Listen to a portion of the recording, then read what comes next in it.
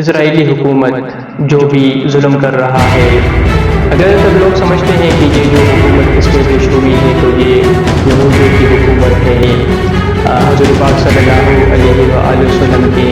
تعلقات، سب سے پہلے بات کرتے ہیں جوڈیزم کے اوپر، یعنی کہ یہودی زائونزم کی جو تاریخ ہے تو وہ شروع ہوتی ہے جب یہ یہود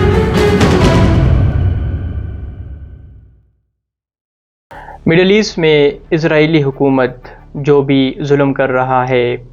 اگر وہ فلسطین میں کر رہا ہے یا پھر جارڈن میں کر رہا ہے یا پھر شام کے لوگوں کے ساتھ جو بھی ظلم اسرائیلی حکومت کر رہا ہے، تو زیادہ تر لوگ سمجھتے ہیں کہ چونکہ یہ جو حکومت ہے تو یہ یہودیوں کی حکومت ہے، اس کو یہودیوں نے اسٹیبلش کیا ہے، تو لہٰذا وہ ان کو بلیم کرتے ہیں، اور بلیم کے ساتھ ساتھ وہ جو ہے ان کا جو مذہب ہے جوڈیزم، ان کو بھی وہ بلیم کرتے ہیں۔ اور زیادہ تر لوگ سمجھتے ہیں کہ یہ جو حکومت اسٹیبلش ہوئی ہے تو یہ یہودیوں کی حکومت ہے، اور زیادہ تر تو میں دیکھتا ہوں کہ پاکستان میں جو ہمارے علماء کرام ہے یا جو کلیریکل انسٹیٹیوشنز ہے، تو وہ تو جب آپ کو تاریخ سناتے ہیں اس ایشو کے اوپر، جب وہ بات کرتے ہیں تو وہ حضور پاک صلی اللہ علیہ وآلہ وسلم کے ٹائم میں جاتے ہیں، اور وہاں ہم کو یہ بھی بتاتے ہیں کہ حضور پاک صلی اللہ علیہ وآلہ وسلم کے تعلقات بھی ان کے ساتھ جو تھے وہ صحیح نہیں تھے، اور وہاں پر 3 جو قبیلے تھے، بنو قینقاع، بنو قریظہ اور بنو نذیر، تو ان کی تاریخ بھی وہ ہمیں بتاتے ہیں، اور اس کو وہ ایسوسیٹ کرتے ہیں اس اسرائیلی اسٹیٹ سے، اور وہ بتاتے ہیں کہ ان کے ساتھ جو ہے مسلمانوں کا ایک کافی ہسٹوریکل ایک کنفلکٹ ہے، مسلمانوں کے ریلیشنز یہ بتاتے ہیں ہمیں یہاں پر پاکستان میں کہ ان کے ساتھ مسلمانوں کے ریلیشنز حضور پاک صلی اللہ علیہ وآلہ وسلم کے ٹائم سے ہی خراب ہے۔ تو پاکستان میں بھی زیادہ تر لوگ جب ڈیبیٹ کرتے ہیں، بحث کرتے ہیں اس مسئلے کے اوپر، تو وہ زیادہ تر یہودیوں کو بلیم کرتے ہیں، اور میں دیکھتا ہوں کہ کبھی کبھار تو یہودیوں کے خلاف ان کی اتنی نفرت ہوتی ہے کہ وہ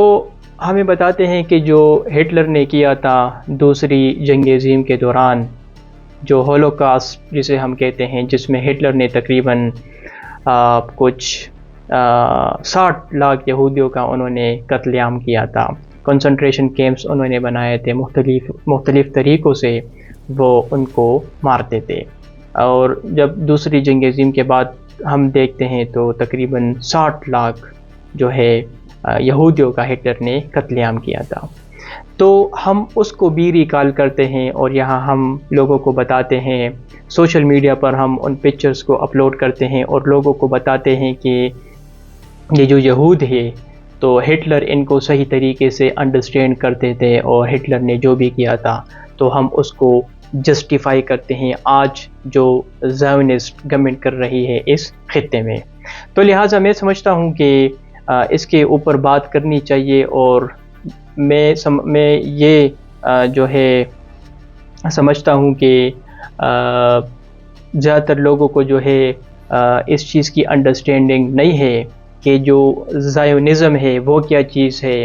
اور جو جوڈیزم ہے وہ کیا چیز ہے۔ یہ دونوں جو ہے یہ بالکل ڈیفرنٹ چیزیں ہیں، مختلف چیزیں ہیں۔ جو جوڈیزم ہے وہ ایک مذہب ہے، اور جو زائونزم ہے تو وہ ایک تحریک ہے، وہ ایک مذہب نہیں ہے۔ تو اس ویڈیو میں ایک تو ان دونوں کی تاریخ آپ سب کے سامنے رکھوں گا کہ جوڈیزم کیا ہے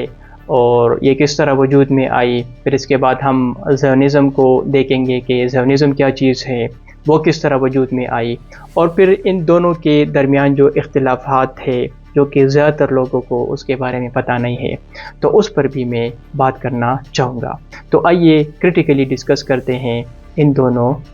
ٹرمینالوجیز کو۔ دنیا میں بہت سارے مذاہب ہیں، لیکن 3 مذہب ایسے ہیں جنہیں کہا جاتا ہے ابراہمک ریلیجن۔ ابراہمک ریلیجن میں ایک ہمارے پاس ہے جوڈیزم یعنی کہ یہودیت، دوسرا ہمارے پاس ہے کرسچینٹی یعنی کہ عیسائیت، اور تیسرا ہمارے پاس ہے اسلام۔ ان کو ابراہمک ریلیجن اسی وجہ سے کہا جاتا ہے کہ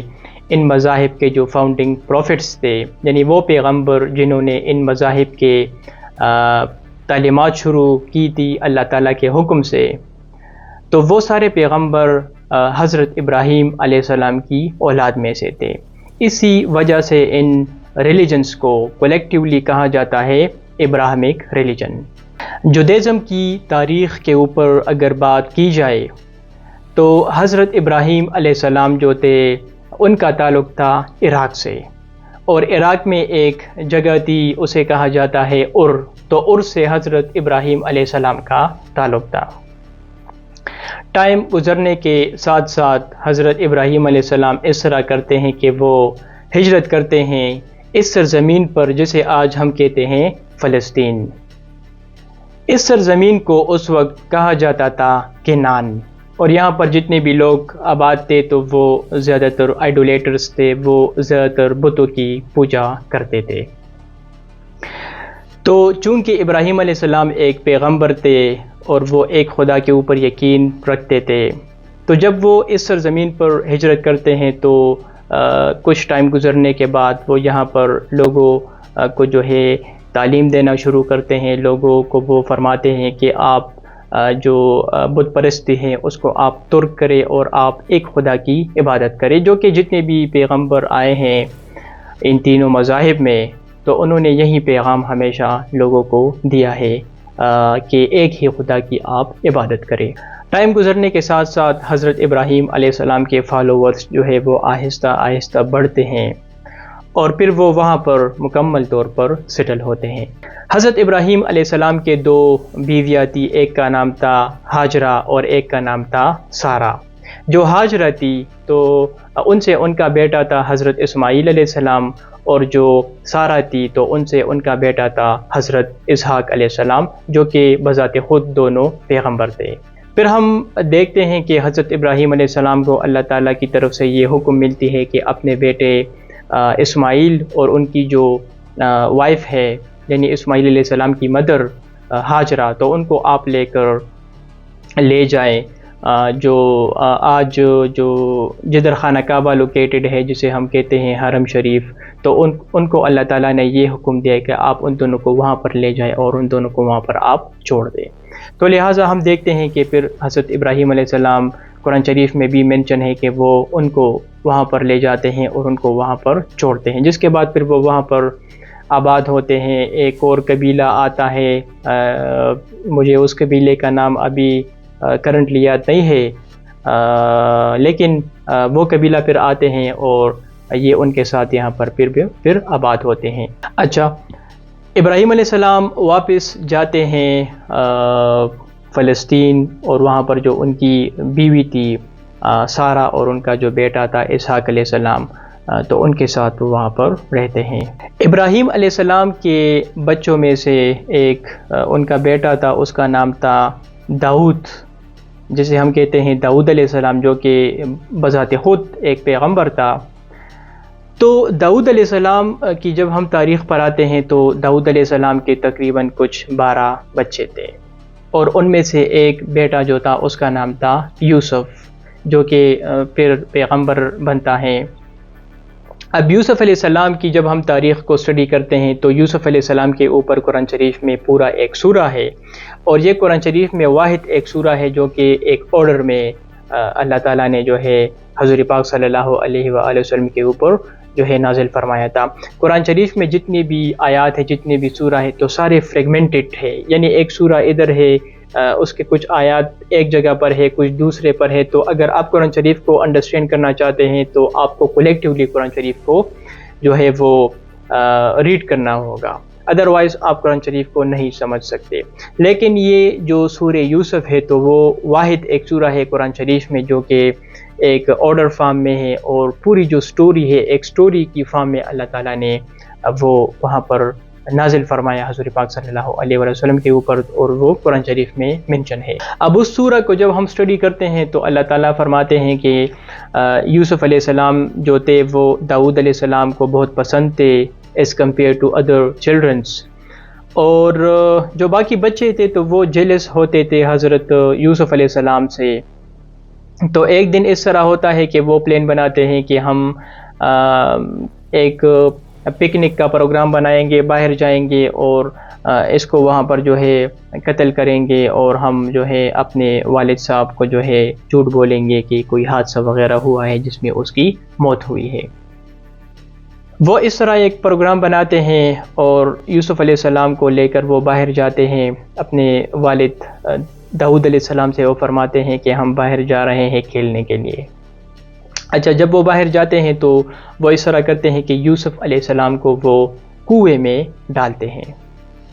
اور واپس آتے ہیں اور اپنے والد سے فرماتے ہیں کہ ایک حادثہ ہوا ہے جس حادثے میں یوسف علیہ السلام جو ہے تو ان کی موت ہو گئی ہے.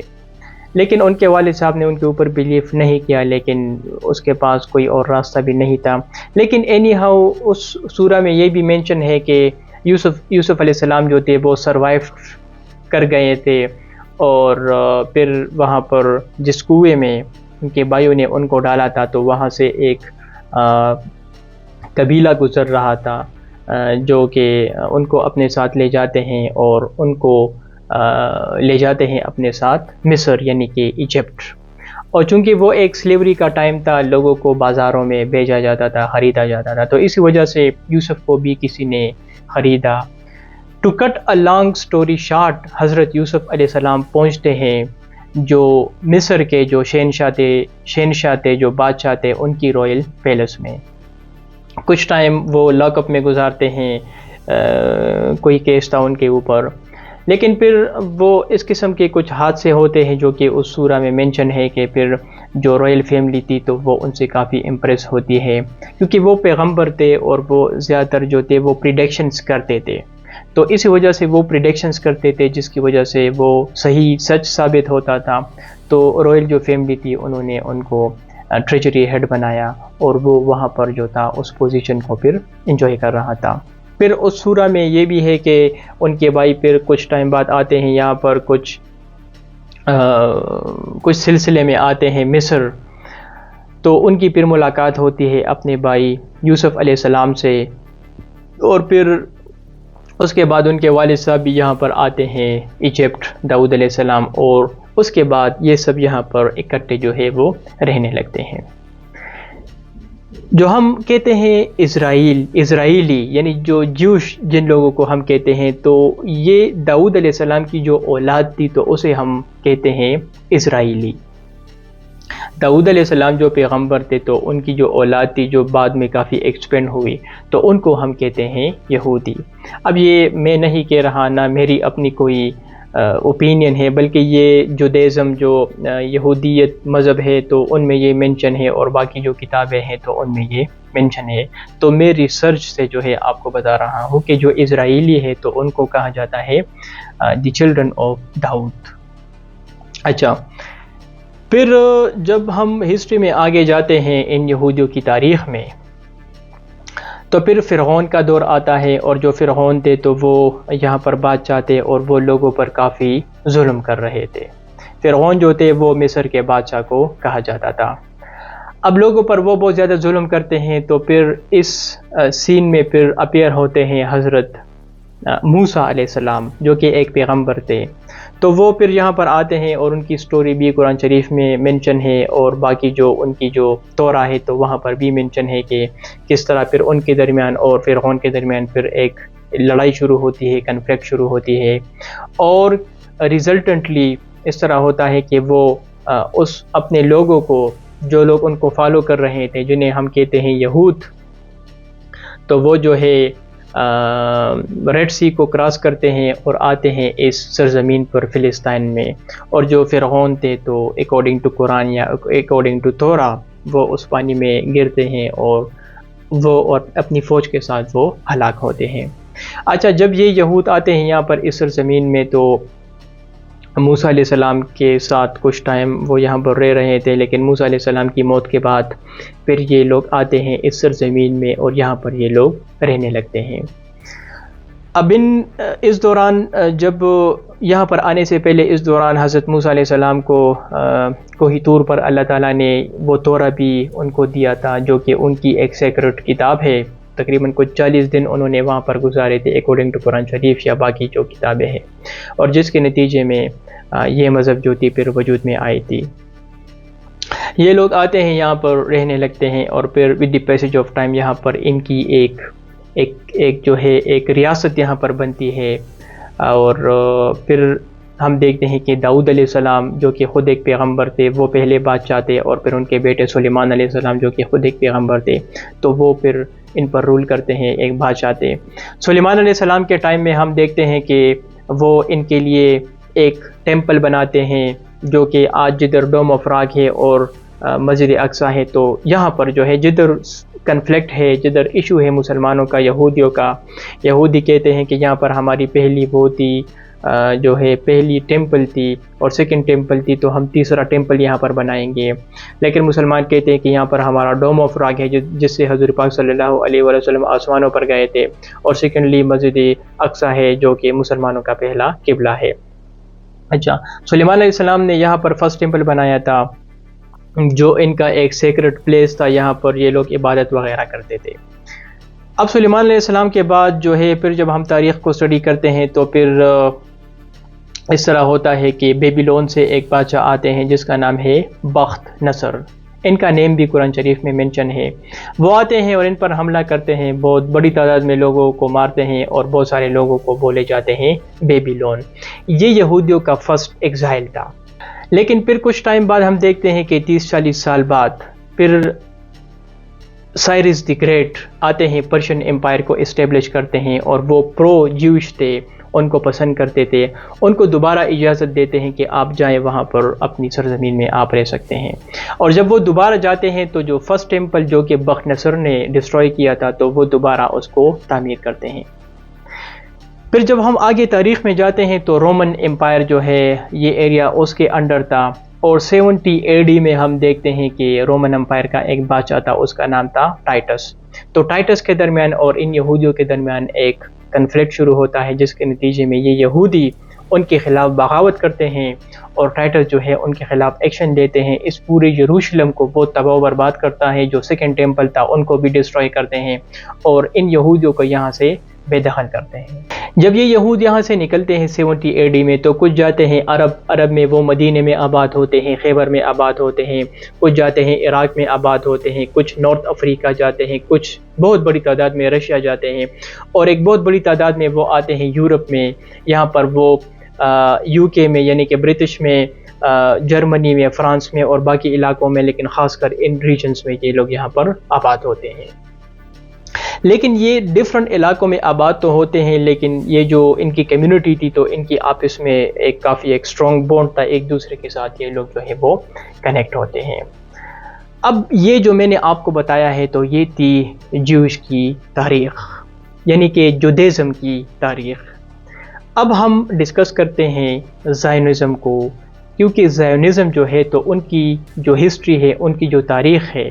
تو وہ پھر یہاں سے شروع ہوتی ہے جب یہ یہود آتے ہیں یورپ میں اور باقی جو علاقوں میں، جب ان کی ایگزائل ہوتی ہے 70 AD میں، اور یہ لوگ آتے ہیں اور یہاں پر یہ لوگ آباد ہوتے ہیں. تو پھر یہاں سے جو ہے وہ زائنزم کی جو ہے وہ تاریخ شروع ہوتی ہے. جب یہ لوگ آتے ہیں یہاں پر یورپ میں آباد ہوتے ہیں، تو وہ جو پیریڈ تھا اسے ہم کہتے ہیں dark ages. Dark ages Europe میں وہ پیریڈ ہے جب یورپ میں نہ ایجوکیشن تھا، نہ وہاں پر سائنس تھا، نہ وہاں پر فلسفی تھی. پورے یورپ میں جو تھا وہ ایک فیوڈلزم سسٹم تھا، جاگیرداری نظام تھا. وہاں پر لوگ جو تھے وہ جاہل تھے،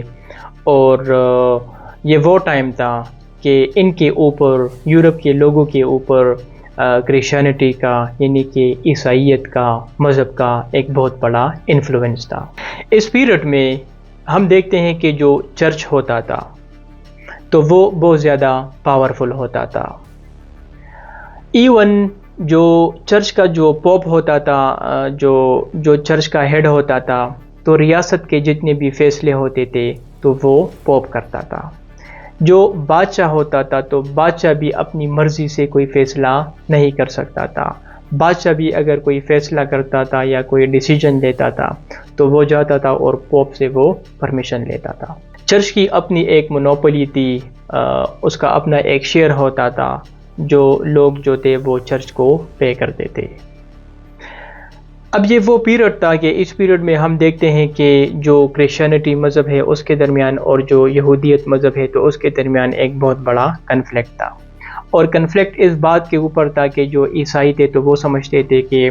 حضرت عیسیٰ علیہ السلام کی کروسیفیکیشن میں، یعنی ان کے مطابق جو ان کا قتل ہوا تھا تو اس میں یہودیوں کا ایک بہت بڑا ہاتھ ہے، اور اس کے لیے وہ یہودیوں سے بہت زیادہ نفرت کرتے ہیں. تو جب یہ یہود یہاں پر آتے ہیں، یورپ میں آباد ہوتے ہیں جن کی ایک بہت بڑی تعداد تھی، تو اس کے خلاف یہ جو لوگ تھے یہ ڈسکریمنیشن شروع کرتے ہیں. سب سے پہلے تو ان یہودیوں کو یہ بتایا جاتا ہے کہ آپ لوگ جو ہے وہ ہمارے بیچ نہیں رہ سکتے، نہ آپ ہمارے پاس رہیں گے، تو آپ لوگ جو ہے گیٹوز میں رہیں گے. گیٹوز مین کہ آپ لوگ سیگریگیٹڈ رہیں گے، آپ لوگ الگ رہیں گے اور آپ لوگ ہمارے پاس نہیں رہ سکتے. ان کے اوپر اکنامک ریسٹرکشنز امپوز ہوتی ہیں یہاں پر یورپ میں، اور اس میں یہ ہوتا ہے کہ ان کو بتایا جاتا ہے کہ نہ تو آپ لوگ اپنے پاس کوئی زمین رکھ سکتے ہیں، نہ آپ لوگ جو ہے وہ کوئی لینڈ جو ہے وہ ایکوائر کر سکتے ہیں، اور نہ یہ لوگ جو تھے وہ پرائیویٹ سیکٹر میں جاب کر سکتے تھے، نہ یہ لوگ جو تھے وہ پبلک سیکٹر میں جاب کر سکتے تھے. اور زیادہ تر جو ان کے پاس ایک راستہ رہ چکا تھا تو وہ یہ تھا کہ یہ لوگ پھر لوگوں کو سود پر پیسے دیتے تھے، تو یہ ان کا کاروبار تھا جو ہم دیکھتے ہیں کہ مدینے میں بھی کافی فیمس تھا. ان کے لیے یہ لوگ کافی فیمس تھے. پھر رشیا میں ہم دیکھتے ہیں اور یورپ میں بھی دیکھتے ہیں کہ ان کے خلاف پوگرامز شروع ہوتی ہے. پوگرامز اس طرح ہوتا ہے کہ لوگ آتے تھے، ان کے گھروں کے اوپر حملے کرتے تھے، ان کے بچوں کو مارتے تھے، ان کے خواتین کو مارتے تھے، ان کے پراپرٹیز کو وہ ڈسٹروائے کرتے تھے، تو انہیں ہم کہتے ہیں پوگرامز. تو یہ پیریڈ جو تھا، اس پیریڈ میں جو اینٹی سیمیٹزم ہے، جو یہودیوں کے خلاف جو نفرت ہے وہ بہت پیک پر تھا، وہ بہت زیادہ عروج پر تھا. پھر بہت سارے ایسے حادثات ہوتے ہیں جو کہ خود بذات خود جو یورپ کے لوگ تھے تو ان کو پسند نہیں آتے تھے. اور پھر انلائٹن پیریڈ میں بھی ہم دیکھتے ہیں کہ جتنے بھی ریلیجیس کمیونٹیز ہیں تو سب کو رائٹس ملتے ہیں، لیکن یہود ایک ایسی کمیونٹی تھی یورپ میں جن کو کافی آخر میں جو تھا وہ رائٹس دیے گئے تھے، سول رائٹس دیے گئے تھے. اب اس طرح ہوتا ہے کہ 1894 کی یہ بات ہے، 1894 یا 1893 کی بات ہے کہ فرانس میں ایک جوش ملٹری آفیسر تھا، اس کا نام تھا ڈریفیوس، الفریڈ ڈریفیوس. تو اس کو ایکیوز کیا جاتا ہے اینٹی سیمیٹزم کی وجہ سے، اور ان کی کنوکشن ہوتی ہے، ان کو سزا دی جاتی ہے. اب اس کا ایک بہت بڑا امپیکٹ یورپ کے لوگوں پر بھی ہوتا ہے، لیکن یہودیوں پر اس کا ایک بہت بڑا امپیکٹ ہوتا ہے. تو وہاں پر ایک شخص تھا، اس کا نام تھا ٹیوڈر ہرزل، جو کہ ایک جوش تھا اور ایک جرنلسٹ تھا. تو وہ ان سارے ڈیولپمنٹس کو جو تھا وہ کور کر رہا تھا. تو وہ جو ہے اس طرح کرتے ہیں کہ آئی تھنک 1896 یا 1897 میں، if I am not wrong, تو وہ ایک کتاب پبلش کرتے ہیں. اس کتاب کا نام ہے دی جوش اسٹیٹ. اس میں وہ یہ ڈسکس کرتے ہیں، بیان کرتے ہیں کہ یہود جو ہے اس پر بہت زیادہ ظلم ہو رہا ہے، لہٰذا ہم جو ہے اپنے لیے ہمارے جو انسسٹر جو لینڈ ہے یعنی کہ فلسطین، وہاں پر ہم جائیں گے اور ہم اپنے لیے ایک الگ لینڈ اسٹیبلش کریں گے جہاں ہم آزادی کے ساتھ فریلی جو ہے وہاں پر رہ سکیں گے. اور یہاں سے جو ہے وہ زائونزم کی شروعات ہوتی ہے. اس موومنٹ کی شروعات ہوتی ہے کہ یہ ہمارا ایک لینڈ ہے اور ہم وہاں پر جائیں گے،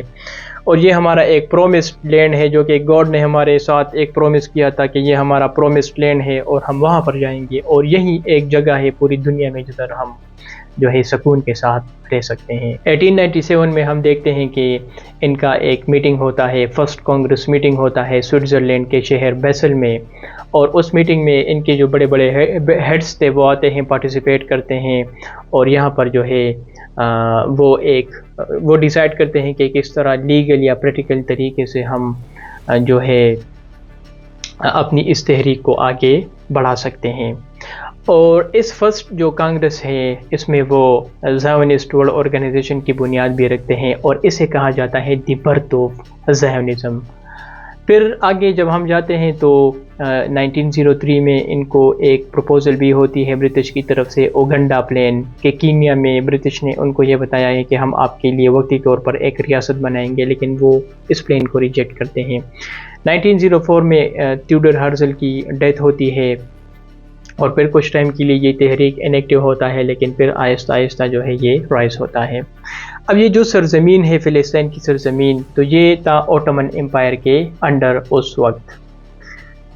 پہلی جنگ عظیم سے پہلے یہ ان کے انڈر تھا، لیکن جب پہلی جنگ عظیم ہوتی ہے تو پہلی جنگ عظیم کے دوران جب جرمنی کو شکست ہوتی ہے تو یہ جو اوٹومن امپائر تھا یہ جرمنی کا الائے تھا، تو اس کو بھی شکست ہوتی ہے۔ لہٰذا یہ جو مڈل ایسٹ ہے، جدھر آج جو ہے فلسطین ہے، اسرائیل ہے، جارڈن ہے، سیریا ہے، لیبنان ہے، عراق ہے، یہ سارے علاقے جو ہے برٹش اور فرانس کے انڈر آتے ہیں، اور یہاں پر یہ ڈیمارکیشن کرتے ہیں، مختلف کنٹریز بناتے ہیں اور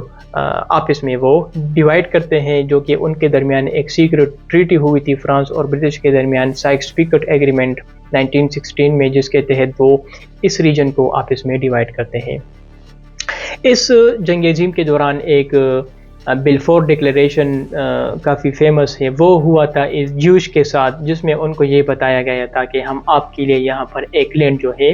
وہ اسٹیبلش کریں گے، اور پھر اس کے بعد جو ہے یہ جو لینڈ ہے یہ وجود میں آتی ہے، اور پھر 1948 میں ہم دیکھتے ہیں کہ یونائٹڈ نیشن میں ریزولوشن پاس ہوتی ہے، خاص کر جو ہولوکاسٹ ہوتی ہے، تو اس کے بعد تو پھر یہودیوں کی ایک بہت بڑی تعداد آتی ہے اور یہاں پر یہ لوگ آباد ہوتے ہیں۔ اب یہ جو یہاں پر جو گورنمنٹ ہے تو اسے ہم کہتے ہیں زائونسٹ گورنمنٹ۔ یہ جو زائونسٹ گورنمنٹ ہے تو یہ اس تحریک کی وجہ سے جو تھی وہ کریٹ ہوئی تھی، اور ان کا یہ کہنا ہے، یہ ماننا ہے کہ یہودیوں کے اوپر بہت زیادہ ظلم ہوا ہے یورپ میں، پوری دنیا میں، اور اب ہم اس ظلم کو برداشت نہیں کریں گے۔ لہٰذا ان کے اندر جو غصہ ہے، جو ایگریسونیس آپ ان کے اندر دیکھتے ہیں، تو یہ لوگوں کو بھی بتاتے ہیں۔ ان کے جو گورنمنٹ ہے تو وہاں پر ان کا ایسا سسٹم ہے کہ یہ اپنے بچوں کو بھی اس طرح ٹرین کرتے ہیں۔ ان کا جو ایجوکیشن ہے اس میں وہ اس چیزوں کو ڈالتے ہیں کہ کس طرح یہودیوں کے ساتھ بہت زیادہ ظلم ہوا ہے، ہولوکاسٹ کے بارے میں بتاتے ہیں، باقی زیادہ تر چیزیں جو ہے یہ لوگ اومیٹ کرتے ہیں۔ اب ان کے خلاف جو جودیزم ہے، جو یہود ہے جو اپنے مذہب کو صحیح طریقے سے فالو کرتے ہیں، خاص کر جو آرتھوڈکس جو جیوش ہے، تو وہ ان کے خلاف ہے، ان زائونسٹ کے خلاف ہے۔ وہ سمجھتے ہیں کہ وہ جو ہے فلسطین کے لوگوں کے ساتھ ظلم کر رہے ہیں اور یہ جو ہے نہیں ہونا چاہیے۔ تو یہ جو زائونسٹ موومنٹ ہے یہ، اور یہ جو جودیزم ہے، یہودیت، تو یہ دونوں جو ہے وہ ڈفرنٹ چیزیں ہیں۔ جو مذہب ہے تو وہ ان کا اپنا مذہب ہے، ان کے مطابق ہمارا کوئی لینڈ نہیں ہے، ہم ہمیشہ ایگزائل میں رہیں گے، اور جو زائونسٹ ہے تو وہ سمجھتے ہیں کہ جو اسرائیل کی سرزمین ہے تو یہی ہماری ایکچوئل جو ہے ایک پلیس ہے، یہی ہماری ایکچوئل ایک سرزمین ہے۔ تو یہ ہے فرق زائونسٹ موومنٹ ہے اور جودیزم موومنٹ میں۔